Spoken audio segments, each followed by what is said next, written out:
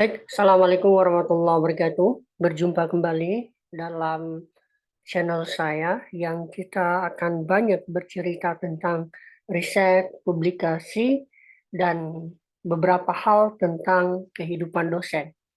Nah, kali ini salah satu topik yang akan saya bawakan berhubungan dengan pemetaan riset dalam studi hubungan internasional. Mengapa topik ini saya buat? Karena memang beberapa hal terakhir gitu ya, itu banyak mahasiswa, banyak para dosen juga gitu ya, agak bingung dalam memetakan riset dasar HI itu seperti apa gitu, sehingga em, mereka kebingungan untuk menentukan apa yang pengen mereka riset, implikasinya apa.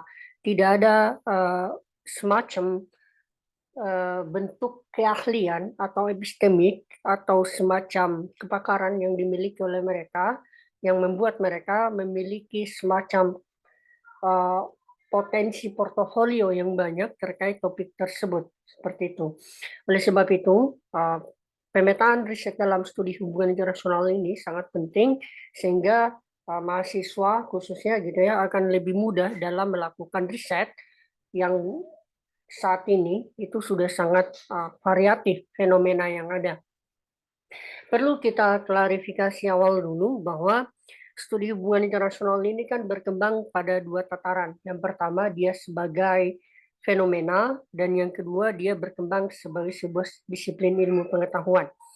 Nah, beberapa ilmuwan sudah menjelaskan hal tersebut, terutama misalnya Robert Jackson di bukunya dalam pengantar HI dan beberapa buku lain juga sudah menjelaskan. Intinya, perkembangan fenomena HI itu um, tidak sejalan dengan perkembangan semacam disiplin yang ada, karena perkembangan teoritis dengan perkembangan fenomena begitu sangat berbeda. Fenomena sangat jauh melimpah gitu ya, sangat jauh berkembang dibanding perkembangan teoritis. Oleh sebab itu, komparasi antara teori dengan fenomena ini harus saling sinergi sehingga hubungan antar keduanya itu bisa saling memenuhi dan saling melengkapi satu sama lain. Ibaratnya itu gap masalah itu bisa diselesaikan dengan baik. Itu yang pertama. Yang kedua, bahwa apa yang disampaikan oleh Kardeuch yang menyampaikan tentang 12 ruang lingkup hubungan internasional, itu ternyata fenomena itu tidak lagi selalu kontekstual dengan hari ini gitu ya. Banyak fenomena-fenomena baru yang kemudian berkembang dan tentunya ini membuat studi hubungan internasional itu semakin dinamis gitu. Dan ini juga disampaikan oleh buku Walter Charles Nice dalam Handbook HI yang menyatakan bahwa fenomena hubungan internasional itu diambil dari dua sudut pandang gitu ya. Yang pertama dari sudut pandang akar ilmu, yang kedua dari sudut pandang geografi gitu.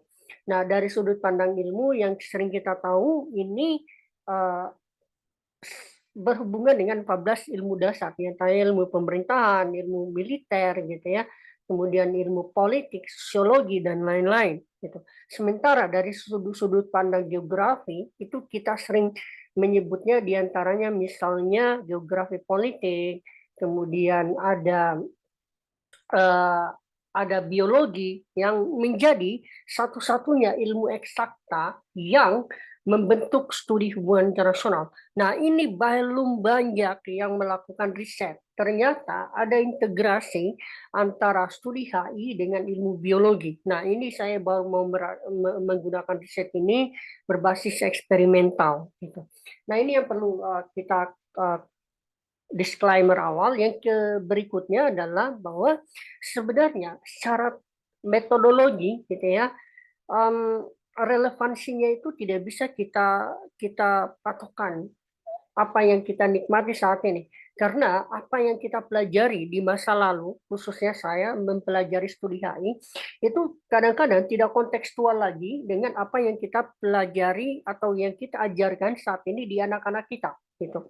Oleh sebab itu, perubahan metodologi, perubahan um, semacam fenomena yang terjadi saat ini itu kadang kita tidak pelajari di masa lalu, sehingga harus ada pemetaan-pemetaan riset yang lebih komprehensif sehingga kita mampu mendesain masalah itu dengan lebih baik gitu. Makanya metode pengajaran dan metodologi itu harusnya terjadi perkembangan yang signifikan karena disrupsi itu membuat kita semakin terpandang untuk melakukan integrasi satu sama lain. Menurut saya, ada beberapa hal yang membuat ini harus terjadi. Yang pertama, bahwa studi hubungan internasional itu harus kembali pada fitrah awalnya sebagai studi yang transdisiplin. Yang pertama. Yang kedua, adalah adanya isu COVID-19 itu membuat metodologi, membuat metode pengajaran itu berubah juga termasuk dalam kajian studi hubungan internasional karena isu COVID-19 itu melingkupi banyak hal, gitu ya. Yang ketiga adalah terkait tentang yang namanya teknologi informasi, yang dimana teknologi informasi ini membuat terjadi banyaknya tools-tools yang digunakan dan bisa menjadi instrumen dalam penelitian. Kita kenal dengan NVivo, kita kenal dengan Stata, kita kenal dengan SPSS dan beberapa metode lain, metode coding dan lain-lain. Sehingga teknologi ini akan memudahkan kita dalam melakukan riset, pemetaan riset yang lebih komprehensif. Dan perkembangan teknologi ini begitu cepat dan tidak sehebat atau tidak secepat perkembangan studi hubungan internasional itu sendiri. Makanya hubungan internasional tidak bisa berdiri sendiri sebagai sebuah disiplin ilmu pengetahuan. Berikutnya kita coba memetakan bagaimana riset itu harus terjadi. Nah, bagi teman-teman yang pengen melakukan riset, gitu ya, harus mengetahui atau harus memetakan 6 hal ini atau 6 elemen ini. Yang pertama adalah topik. Topik ini itu bisa berhubungan sama bidang kajian atau bidang epistemik yang kita geluti.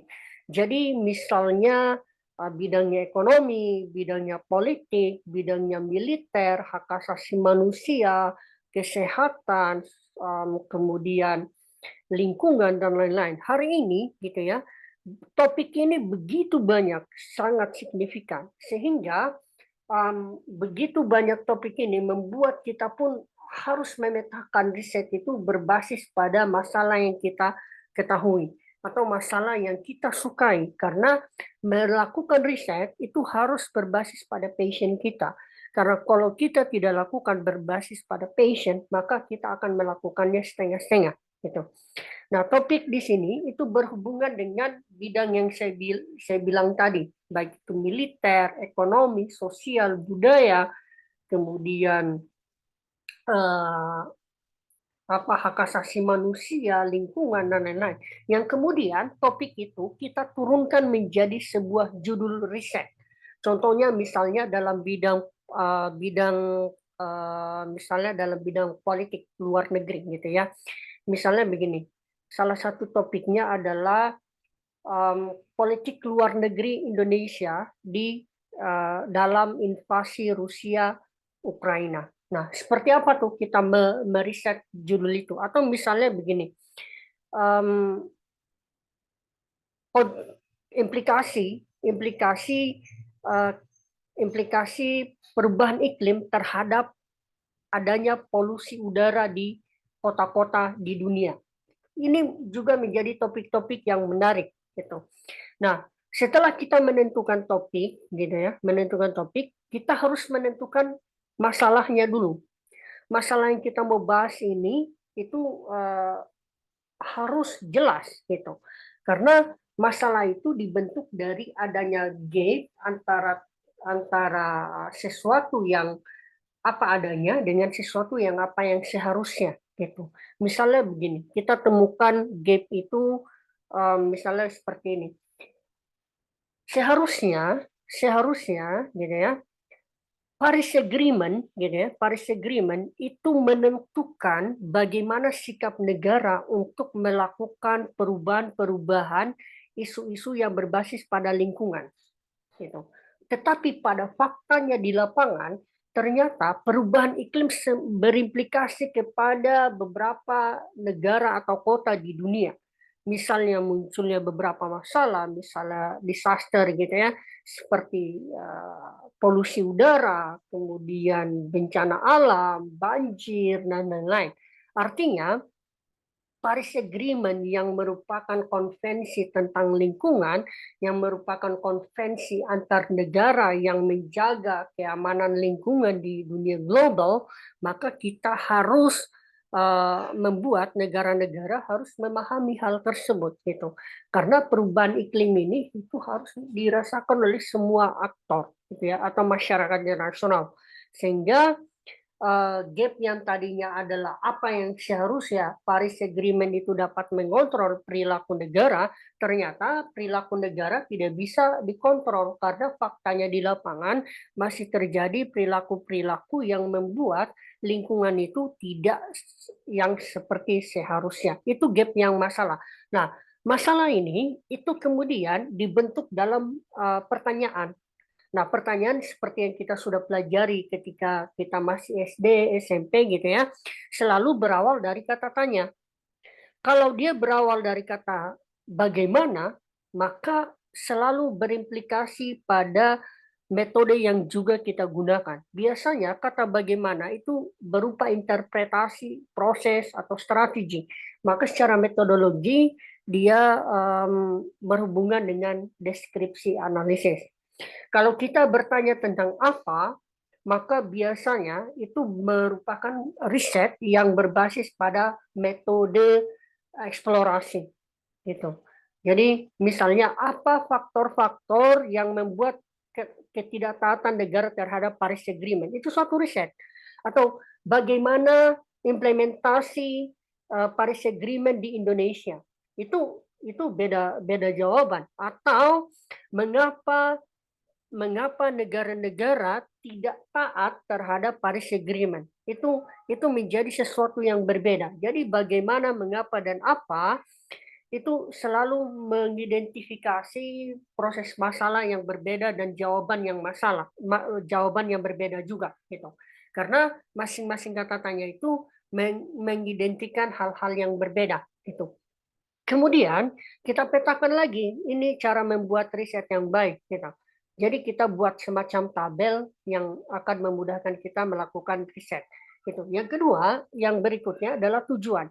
Nah, tujuan riset ini itu berhubungan dengan cara kita pengen melakukan apa.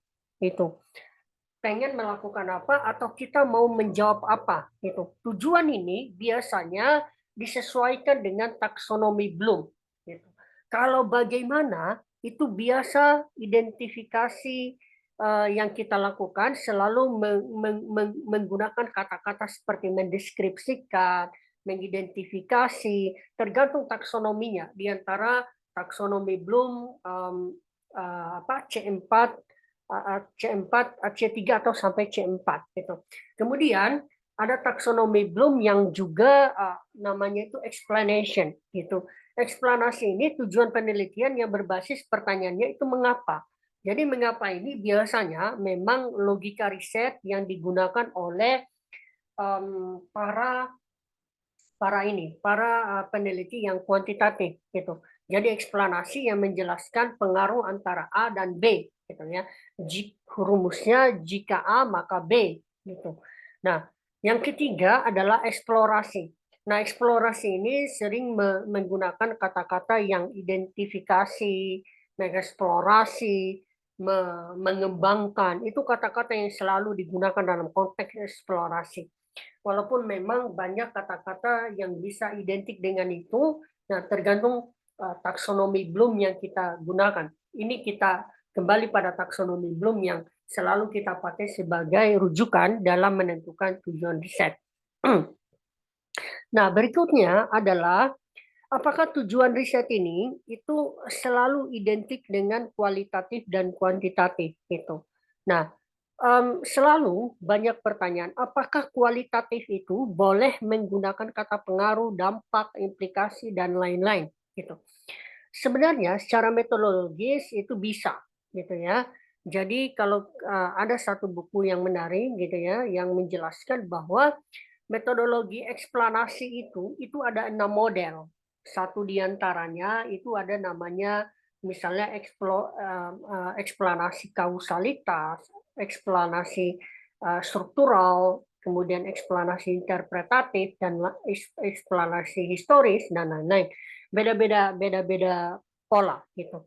Contohnya seperti ini, gitu ya. Jadi tidak semua kata pengaruh itu tidak bisa digunakan oleh orang kualitatif. Kenapa? Karena pengaruh itu tidak selalu identik dengan sebab akibat. Gitu. Contohnya seperti ini.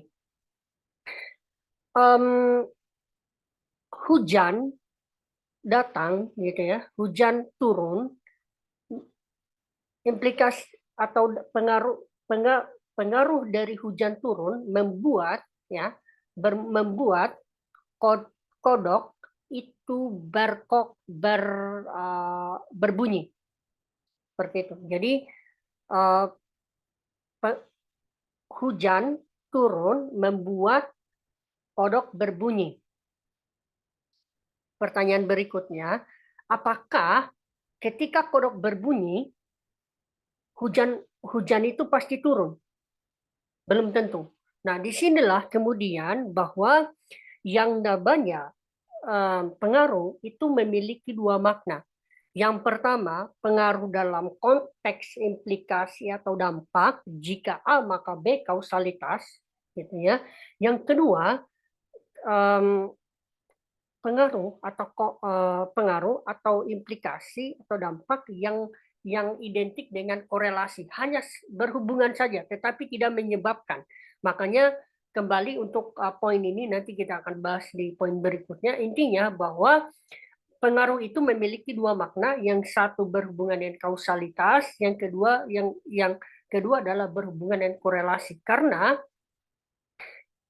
tidak ada korelasi antara kodok tadi berbunyi dengan hujan, gitu. Karena kodok berbunyi belum tentu hujan. Tetapi kalau hujan turun sudah pasti kodok berbunyi. Artinya bahwa ada pengaruh kausalitas dan ada pengaruh yang sifatnya korelasi. Gitu. Nah, berikutnya setelah kita menentukan tujuan yang tadi, maka kita menentukan teori atau konsep. Konsep adalah semacam generalisasi dari fenomena, misalnya yang paling sering diterangkan dan paling mudah kita gunakan itu misalnya kepentingan nasional itu adalah konsep generalisasi dari kepentingan-kepentingan negara yang ada di beberapa level, gitu, baik regional maupun internasional atau global gitu. Jadi misalnya kepentingan ekonomi, kepentingan nasional yang ada di level regional atau internasional gitu ya, atau kepentingan militer, kepentingan politik, kepentingan sosial, budaya dan seterusnya, kemudian kita generalisasi menjadi konsep kepentingan nasional.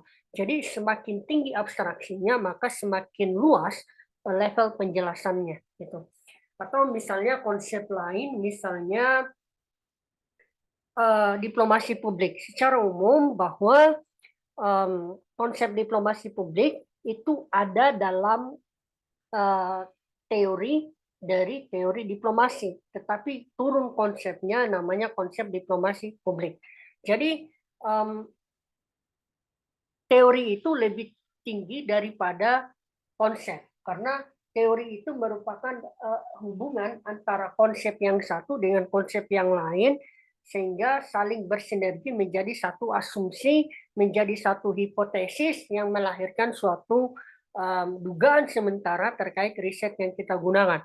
Penentuan teori yang kita gunakan ini itu menentukan dua hal bisa kita lakukan. Yang pertama adalah teori ini itu digunakan untuk memetakan atau menjelaskan, menganalisis isu-isu yang kita bahas tadi, yang sudah kita bentuk dalam judul masalah dan tujuan tadi, atau teori juga ini bisa kita gunakan untuk memetakan literatur sebelumnya yang pernah dilakukan.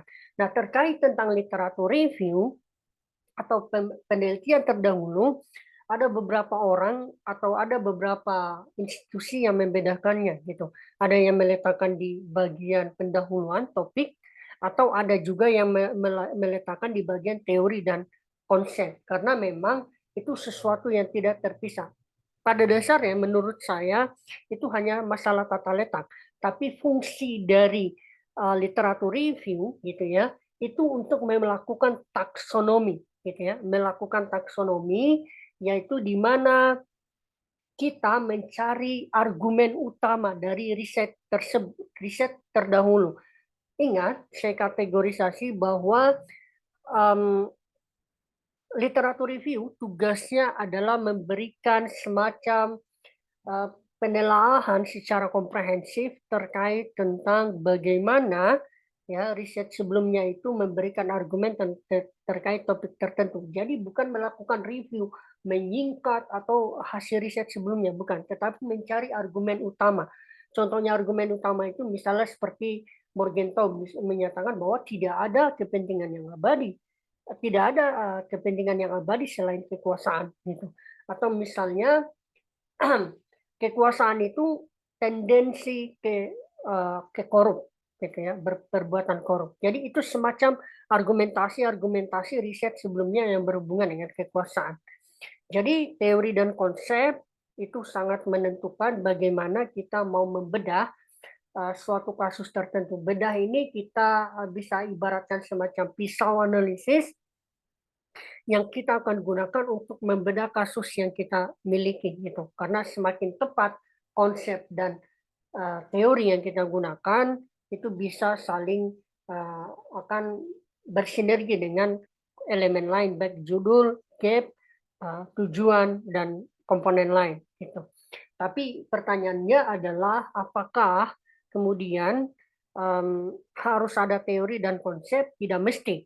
Bahkan ada yang secara khusus juga kualitatif kadang-kadang tidak butuh teori, hanya butuh konsep. Kadang-kadang juga biasanya misalnya nih teori kita mau membahas tentang kebijakan luar negeri gitu ya, maka kita tidak butuh lagi konsep kepentingan nasional gitu. Karena analisis kebijakan luar negeri itu didasarkan pada konsep kepentingan nasional itu sendiri. Jadi tidak perlu ada semacam penggandaan gitu sehingga merepotkan kita atau menghabis-habiskan halaman atau energi kita untuk menuliskan. Berikutnya, novelty. Novelty ini atau kebaharuan itu bisa kita dapatkan kalau kita telah melakukan semacam pemetaan riset yang telah kita lakukan melalui literatur review dan pemetaan menggunakan teori dan konsep tadi. Karena literatur review itu akan menentukan bagaimana argumen-argumen yang mereka miliki dan berbeda dengan yang kita miliki gitu. Karena saya percaya dan saya yakin setiap orang memiliki nilai yang berbeda. Setiap institusi memiliki cara pandang yang berbeda. Dari cara pandang nilai itulah kemudian pasti ada gap-gap, ada situasi yang membedakan di antara mereka. Maka novelty yang akan tercipta itu tergantung dari sudut pandang mana kita lihat gitu. Nah, kan misalnya di HI Indonesia itu ada sekitar 75 program studi gitu. Kan potensi samanya akan sangat tinggi. Lalu bagaimana melihat novelty-nya? Nah, novelty ini kan sangat banyak juga gitu ya. Novelty ini atau kebaruan ini akan sangat banyak juga karena misalnya kebaruan itu dilihat dari sudut pandang yang berbeda. Misalnya nih, saya baru saja menulis tentang disaster diplomasi. Saya judul artikelnya misalnya COVID-19 sebagai bencana global abad 21. Nah, saya mencoba mengkritisi gitu ya, mengkritisi argumentasi yang disampaikan oleh Win Zun, seorang peneliti dari Cina, dan salah satu peneliti dari dari luar juga, namanya itu William Zartman, gitu ya, yang menyatakan seperti ini, kurang lebih seperti ini, dan juga ada namanya peneliti namanya Canford, gitu ya, Louis Canford. Nah, apa yang saya dapatkan novelty dari riset ini, gitu ya, analisis ini. Yang pertama bahwa um, ketiga riset tersebut dari literatur review yang saya lakukan bahwa mereka menemukan bahwa bencana sosial yang berawal dari kesehatan atau diplomasi kesehatan atau ada juga yang menyatakan dengan diplomasi bencana itu akan melahirkan kerjasama internasional. Nah, di satu sisi itu sangat kontekstual gitu ya. Di beberapa regional, misalnya di ASEAN, misalnya tercipta beberapa kerjasama dan inisiatif-inisiatif. Misalnya Indonesia menjadi ketua foreign policy dalam bidang kesehatan gitu ya. Tetapi ternyata novelty yang saya temukan, hal ini tidak berlaku bagi Cina dan Amerika itu. Karena ternyata diplomasi kesehatan yang saya anggap sebagai bencana tadi itu tidak membuat konflik dan antara Cina dan Amerika itu semakin erat kerjasamanya. Justru dengan adanya COVID-19 membuat rivalitas antara Cina dengan Amerika itu semakin kuat gitu. Bahkan mereka memiliki rivalitas dalam penciptaan vaksin, rivalitas dalam mencari resolusi tentang kesehatan gitu. Jadi di satu sisi apa yang disampaikan tiga ahli tadi itu benar di konteks lain. Makanya kan disebut tesis karena bisa berlaku di satu tempat tetapi tidak bisa berlaku di tempat lain. Artinya dalam level bilateral yang saya sampaikan tadi, teori yang disampaikan oleh Winzone, Convert, kemudian Zartman tadi itu tidak relevan atau tidak kontekstual ketika kita keskan rivalitas antara Cina dengan Amerika gitu. Setelah saya lacak kenapa kemudian ini terjadi karena ternyata kedua negara memang memiliki efek konflik masa lalu baik itu dalam bidang politik maupun dalam bidang militer maupun dalam bidang ekonomi sehingga yang tadinya asumsinya kesehatan menjadi salah satu faktor untuk pereda konflik di antara kedua negara itu tidak menjadikan kedua negara semakin semakin reda konfliknya.